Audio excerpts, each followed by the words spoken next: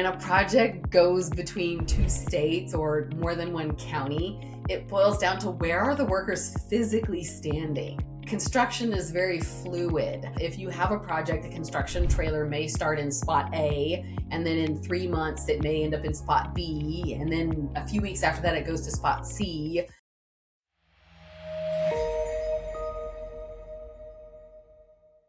Welcome to the Prevailing Wage Report, where we promise it's certified. I'm your host, Mark Van Auken, and I'm joined by Heather Torretta, owner of Prevailing Wage Consulting. Before we dive in, if you like the podcast, don't forget to like, comment, and subscribe on YouTube or on your preferred podcasting platform. Thank you for joining me today, Heather. Thank you, Mark. And yes, it is certified.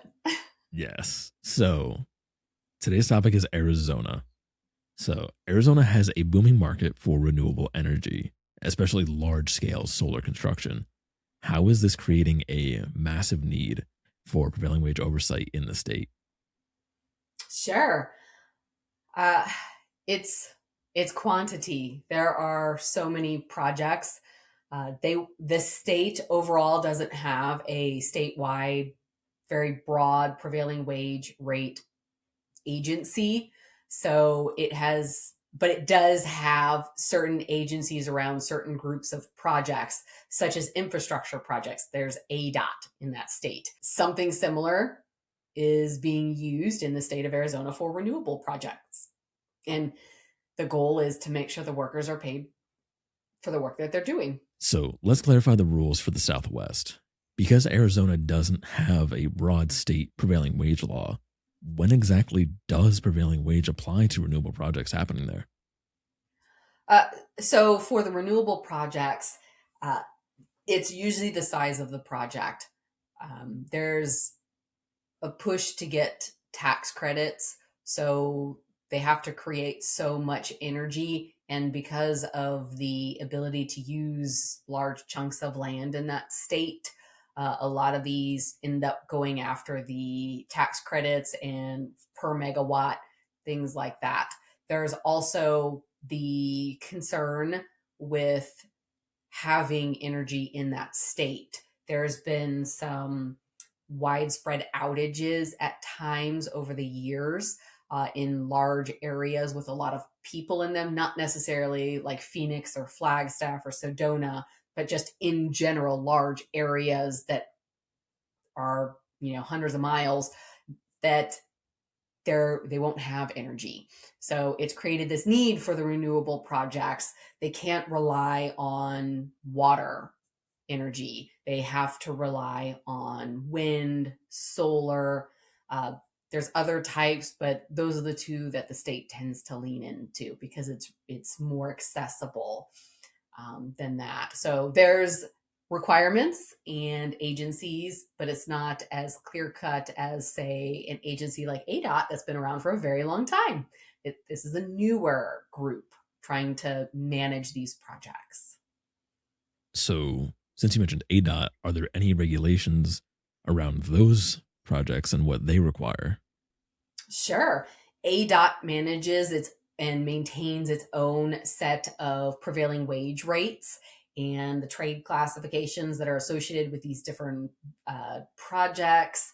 They have this very robust system, and they're aggressive about it, not negatively, but consistently. They say you have to report the labor on these projects and you need to provide this documentation that supports that.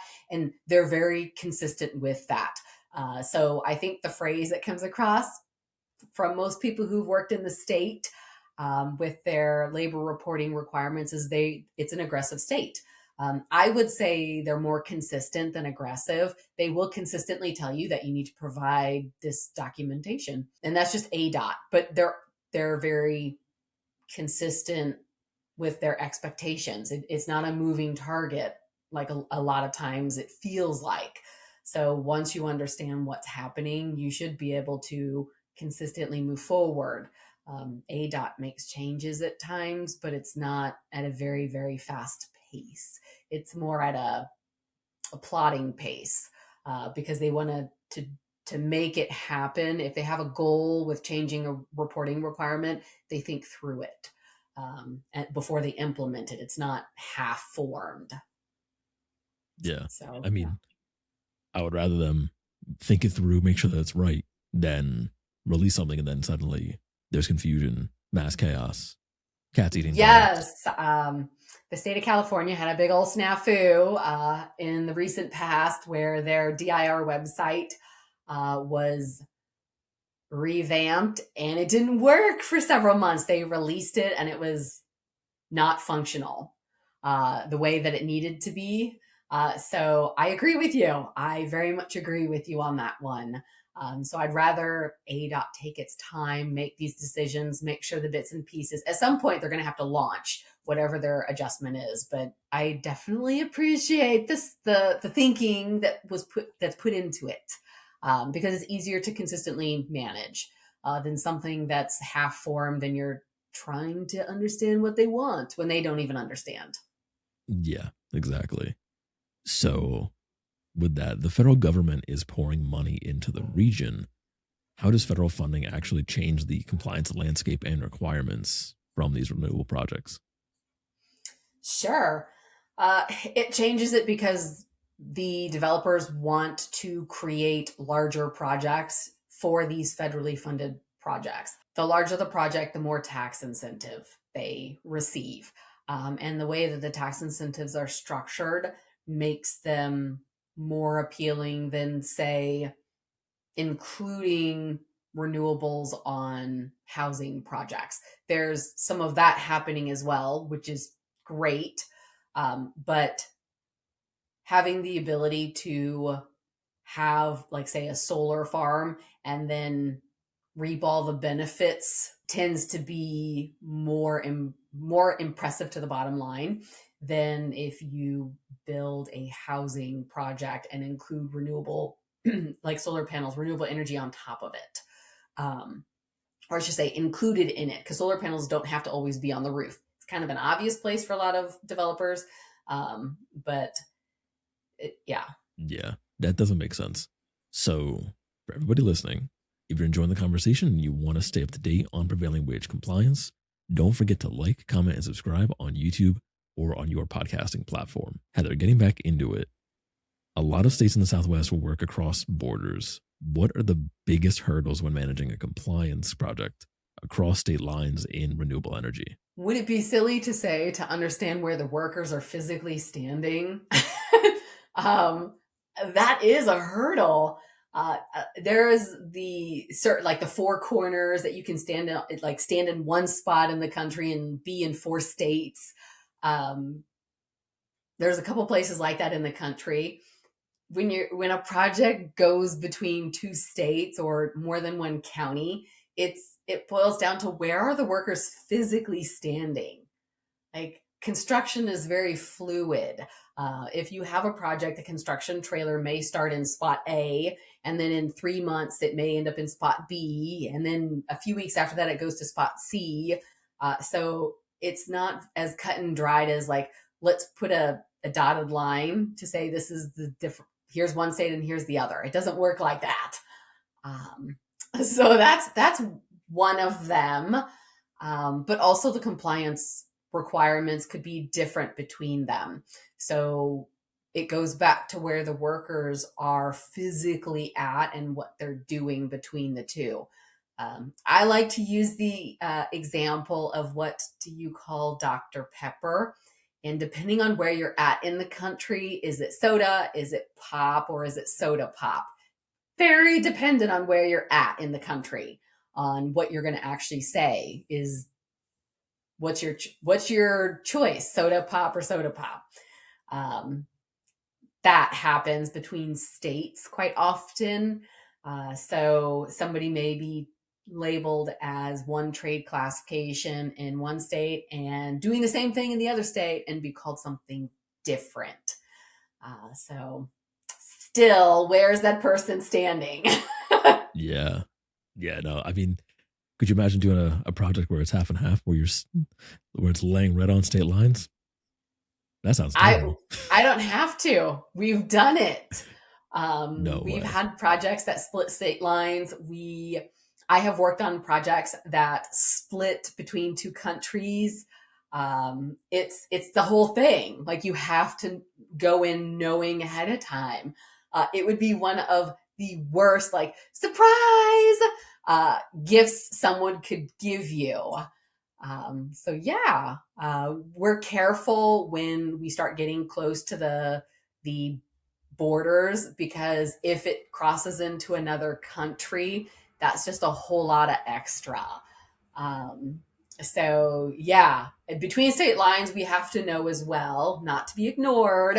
But a bigger hurdle would be if it crossed into another country, because it's not impossible. We've done it, but it takes extra time and effort. Like you need to know what is happening, make plans and extra plans.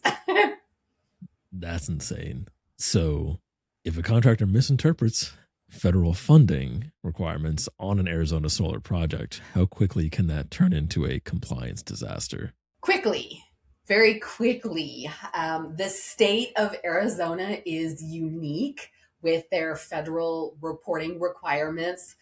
Something that I've always appreciated about the wage determinations in this particular state is it'll say there's a shift differential that can be applied, and it is applied in a lot of states. California has very concise shift differentials. It tells you from this time to this time is first shift, this time to that time is second, and then third, very clearly. Well, the state of Arizona has taken the nuances a bit of a different direction, and it'll say from this corner, this street, and this cross street, if you are more than 50 miles away, then you have to add on a certain amount of money per hour. And then if it's 100 miles away, you have to add in $1, and then so on and so forth. So if you're working on a federally funded project, you need to understand exactly where the project is and how that impacts your labor rates.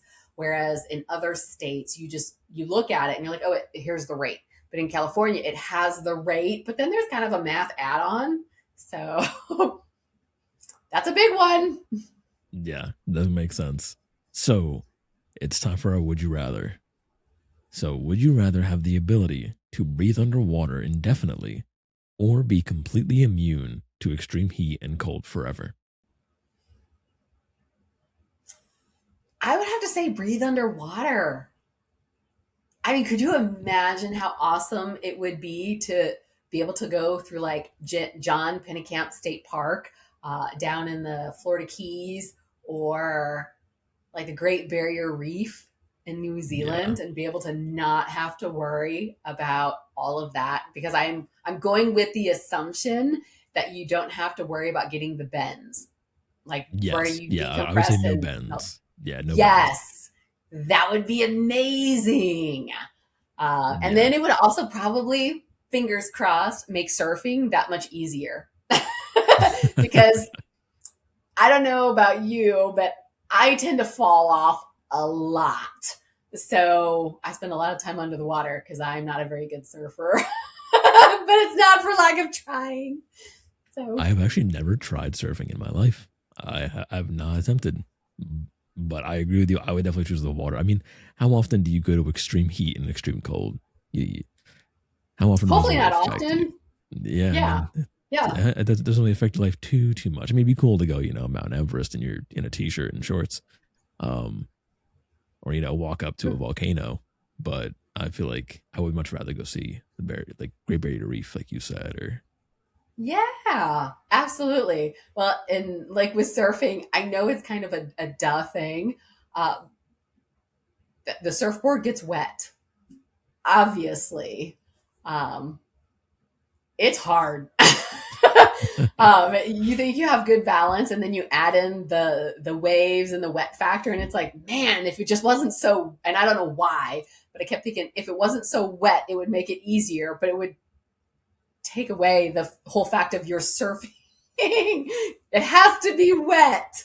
Um, so yeah, I would definitely choose underwater. I agree, because I don't spend a ton of time in extreme heat and cold, nor would I want to.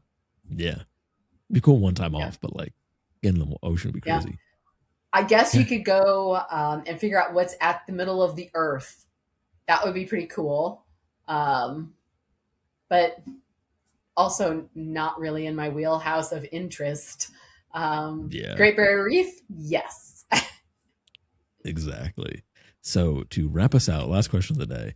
To keep contractors safe and profitable, what is your best piece of advice for building a multi state compliance system when taking on Arizona renewable projects? Don't get lulled into a false sense of security when you're working between states. And then I guess the bonus answer would be verify what that means. What does it mean to be working in two states? Does the one state have no reporting requirements while the other does? Or do they both? Or because the one has it, now the other has it? Like, what does that mean? There is so many combinations. Um, that would be my recommendation. Perfect. So thank you, Heather, so much for joining me today. I greatly appreciate it. Thank you. It was a lot of fun. It was very fun. So everybody watching, thank you so much for joining us. If you like the podcast, don't forget to like, comment, and subscribe on YouTube or on your preferred podcasting platform.